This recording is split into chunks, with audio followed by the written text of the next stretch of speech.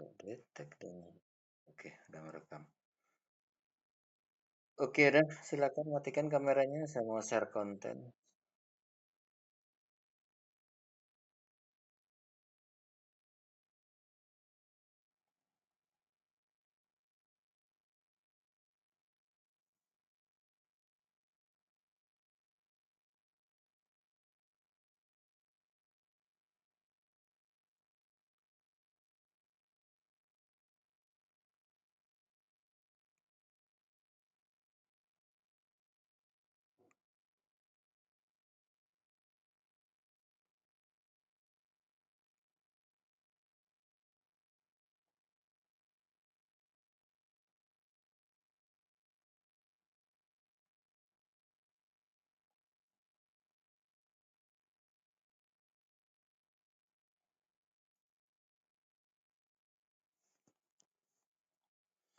Oke, assalamualaikum warahmatullahi wabarakatuh.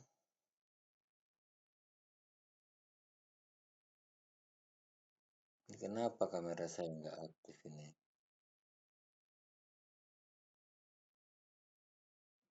Hmm, ada pula ya.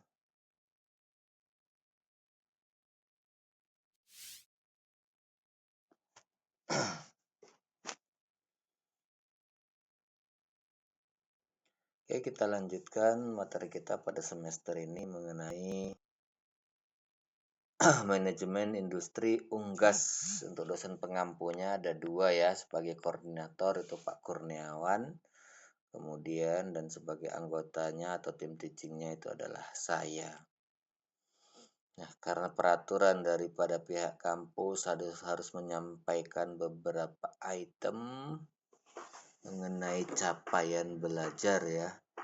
Ada capaian pembelajaran, ada ketetapan menjelaskan industri unggas, serta mampu menambahkan wawasan usaha perunggasan dari segi teknis dan juga aspek bisnis. Kemudian ada pengantar dan kontrak perkuliahan ya. Ini beban SKS ada 4 ya. Untuk evaluasi penilaian itu ada masing-masing punya bobot ya. Ada etika 10%, tugas 10%, kemudian kuis 10%, UTS 30%, dan juga UAS 40%. Kemudian membahas tentang industri perunggasan mulai dari sejarah, perkembangan, teknologi, dan manajemen, serta isu-isu penting di dunia perunggasan. Definisi dan ruang lingkup, definisi. Kita coba putar dulu ya slide-nya biar agak nampak besar. Oke, kelihatan ya masih Jerry? Nah, walaupun masih kamu sendiri, ya karena ini kewajiban juga bagi saya untuk menyampaikan materi ini, ya kita kuliah tetap seperti biasa ya. Definisi dan ruang lingkup. Definisi, manajemen adalah proses perencanaan, pengorganisasian, pengarahan, dan pengawasan sumber daya untuk mencapai tujuan organisasi. Sedangkan industri adalah suatu kegiatan ekonomi yang melibatkan proses produksi, pengolahan, dan distribusi barang atau jasa untuk memenuhi kebutuhan masyarakat. Sehingga manajemen industri itu dapat diartikan sebagai proses perencanaan. Kemudian setelah direncanaan, pengorganisasian, melakukan organisasi karena setiap usaha itu pasti ada bagian-bagian yang punya peranan di dalam suatu usaha tersebut. Misalkan dia punya pimpinan, kemudian dia punya anggota untuk bergerak di bidang marketing, anggota untuk bergerak di bidang produksi, anggota untuk bergerak di bidang yang lainnya, pengolahan hasil dan segala macamnya. Ini adalah pengorganisasian. Kemudian pengarahan, diarahkan supaya tidak terjadi miskomunikasi pada tiap bagian. Kalau terjadi miskomunikasi, maka bisa jadi nanti over capacity pada satu subsistem. Nah, misalkan tadi saya contohkan sudah direncanakan, maka harus ada pengorganisasian, organisasi masing-masing dari tiap-tiap bidang. Antara bidang marketing untuk penjualan pakan ternak dan juga terhadap stok yang ada di gudang itu tidak terjadi komunikasi yang baik, tidak terjadi pengarahan yang baik, sehingga berdampak terhadap discontinue dari stok. Over capacity produksi bisa terjadi gitu. Demand-nya atau permintaan dari barang di lapangan itu hanya misalkan 10, tapi produksinya berlebihan karena tidak ada pengarahan yang tepat. Produksinya sampai dia 50 atau 100. Overproduksi ini mengakibatkan barang tertahan lama dan juga mengakibatkan problematika dalam proses pembiayaan karena barang tertahan lama. Harusnya sudah terjadi antara supply dan demand ya, yang linearitasnya jelas sehingga tidak terjadi buffer stok yang lama mengakibatkan barang menumpuk, tidak jadi bisnis yang mengalir atau jalan. Nah, ini perlu adanya pengorganisasian dan pengarahan dari organisasi tersebut sehingga terkoordinasi dengan baik. Nah, kemudian selain itu manajemen industri juga meliputi adanya pengawasan dari sumber daya industri untuk mencapai tujuan. Harus ada diawasin sehingga semuanya itu bisa berjalan sesuai dengan target pada tiap-tiap bidangnya. Dan akhirnya tujuan besar dari usaha tersebut bisa tercapai. Atau tujuan dari produksi, tujuan utama. Serta meningkatkan efisiensi serta efektivitasnya. Akhirnya juga meningkat efisiensi serta efektivitas. Tidak terjadi pemborosan dan bisa mendapatkan laba atau hasil dari usaha tersebut. Nah, tak ubahnya saja, misalkan yang seharusnya bisa dikerjakan secara mekanisasi tapi dikerjakan dengan manualisasi. Dampaknya terjadi proses pemborosan dana. Nah, misal ketika kita mau membajak sawah saja, contoh yang paling mudah ya. Dalam membajak sawah harusnya kita menggunakan hand traktor dengan kapasitas yang besar. Sehingga waktunya ekonomis, kemudian harganya juga ekonomis. Tapi ini kita tidak. Kita menyuruh orang untuk membajak menggunakan hand traktor. Akhirnya yang kerjaan harusnya siap dalam waktu 2 hari, ini akhirnya dikerjakan dalam waktu 2 minggu jadinya. Lama gitu. Karena sistemnya masih semi manualisasi, apalagi kalau dicangkul secara alamiah. Kemudian biayanya juga jadi boros. Harusnya biayanya cuma misalkan 10 juta, ini jadi melambung 30 juta. Jadi tidak efektif. Dari sisi industri peternakan itu juga sama. Kalau dia sudah berbasis mekanisasi gitu, maka akhirnya penggunaan tenaga kerja itu bisa menjadi efektif. Contohnya dalam proses pemberian makan dan air minum. Kalau sekarang sudah berbasis closed house ya, semuanya itu sudah mekanisasi. Makanan akan mengalir ke tempat makan menggunakan sistem ruler ya, menggunakan sistem conveyor. Demikian juga dengan minum. Jadi tidak ada lagi anggota yang mengangkat-ngangkat pakan yang membuat ayam menjadi terganggu bahkan bisa terinjak.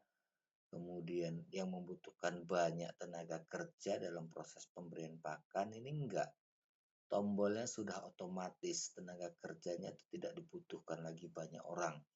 Kalau dulu satu orang hanya menangani misalkan 2.000 ayam, tapi sekarang satu pekerja bisa nangani 10.000 ayam. Jadi efektif dalam penggunaan untuk pembayaran kos tenaga kerja sudah berbasis mekanik. Nah, definisi dan ruang lingkup pengertian agroindustri lebih luas. Agro itu hubungannya pertanian dan peternakan ya. Industri berarti industri yang berhubungan dengan pertanian dan peternakan. Lebih luas dicetuskan dalam Simposium Nasional Agroindustri pada tahun 1983, yaitu kegiatan yang dimanfaatkan hasil pertanian sebagai bahan baku, merancang dan menyediakan peralatan serta jasa untuk kegiatan tersebut.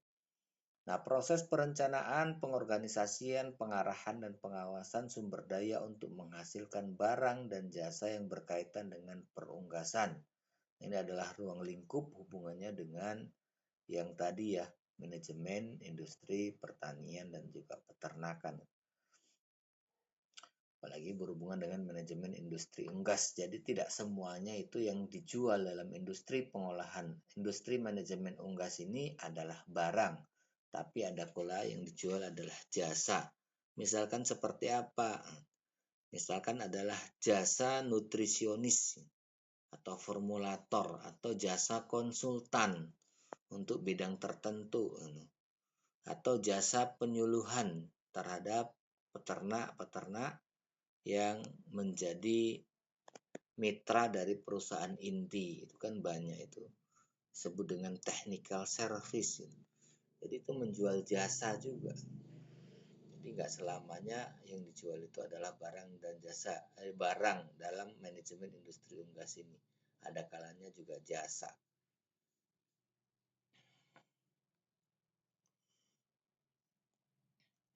Nah, masih definisi dan ruang lingkup ya. Industri unggas adalah salah satu sektor industri yang bergerak dalam bidang peternakan dan pengolahan unggas seperti ayam, bebek, dan kalkun dan masih banyak ya.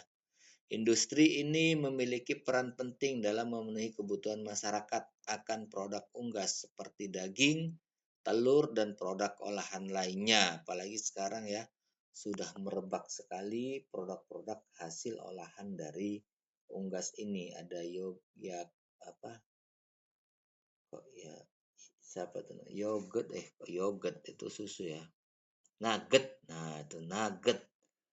Ada sosis dan segala macamnya jenis produk turunannya yang tentunya ini juga akan membuat industri-industri lainnya akan tumbuh dan hadir. Jenis-jenis industri unggas ini walaupun tidak semua tapi ini sebagian ya. Ada industri peternakan unggas berfokus pada pembibitan, pemeliharaan dan penjualan unggas dalam hidup.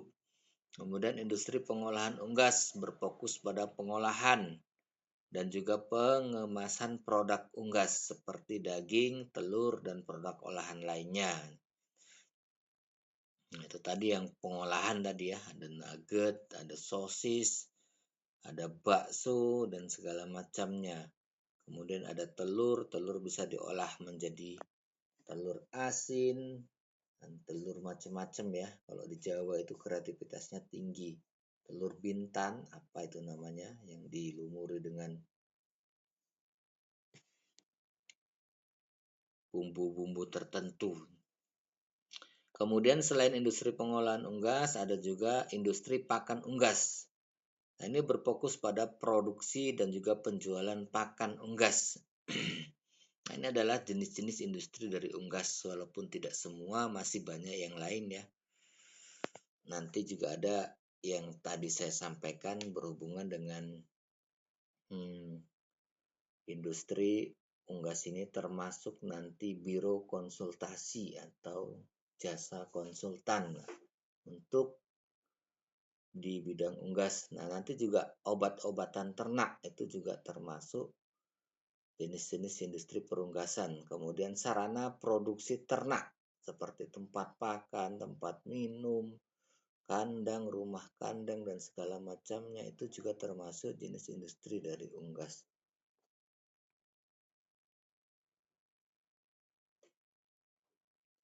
Nah, jenis usaha dalam industri peternakan. Ada breeding, ada feeding, ada manajemen. Breeding adalah pembibitan ya. Feeding adalah pakan. Manajemen ini berhubungan dengan pengelolaan. Feeding merupakan faktor yang berpengaruh paling besar terhadap keberhasilan usaha peternakan.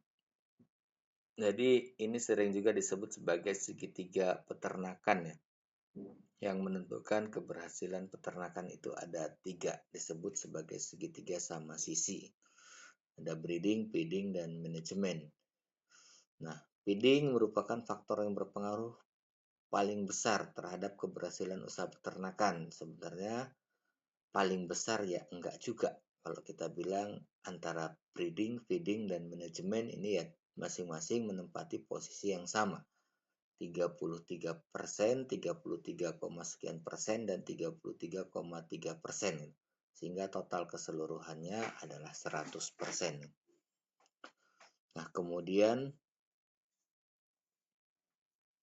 kalau contoh ini ya, breeding, bibitnya bagus, tapi pakannya buruk. Manajemennya bagus, tidak bisa juga menghasilkan produktivitas yang baik. Demikian juga kalau bibitnya itu bagus, pakannya bagus, tapi manajemennya buruk. Ternak tiap hari dibuat stres, tidak juga akan menghasilkan produksi yang baik.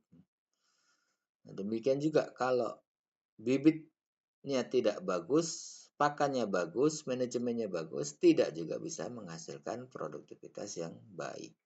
Jadi semuanya itu harus terjadi linearitas yang sinkron antara bibit, pakan, dan manajemen. Untuk menghasilkan produktivitas yang tinggi, harus dibuatlah bibitnya itu yang baik pula potensi genetiknya sesuai dengan tujuan produksi, pakannya juga yang sesuai agar direspon dengan potensi genetik yang ada pada bibit tersebut. Kemudian manajemennya juga harus baik supaya ternak merasa nyaman dan akhirnya produktivitas akan juga baik. Nah, kemudian ada beberapa permasalahan dalam industri peternakan unggas. Yang pertama adalah keterbatasan pakan ternak. Baik itu secara kuantitas, jumlah ya, maupun kualitas, maupun mutunya, dan juga kontinuitas bagi peternak kecil. Jangankan bagi peternak kecil ya, bagi peternak besar juga sering menghadapi tantangan juga. Seperti perusahaan-perusahaan itu selalu cenderung mengambil bahan baku pakan ekspor dari luar, impor dari luar. Contohnya adalah tepung ikan, kemudian bungkil kedelai. Nah, itu biasa impor dari luar, termasuk jagung. Jadi itu keberadaannya, kalau dia kontinuitasnya terhambat, maka nanti stok dalam pabrik itu juga terhambat, mengakibatkan mereka harus mencari solusi dari tempat yang lain. Kalau tidak, maka nanti tidak bisa berjalan industri pabrik pakannya. Itu akan berdampak nanti terhadap ketersediaan pakan di usaha-usaha pembesaran dan juga pembibitannya. Akhirnya juga berdampak terhadap plasmanya, berdampak terhadap tingginya harga pakan. Itu akan terus seperti itu. Oke, nah selanjutnya ya,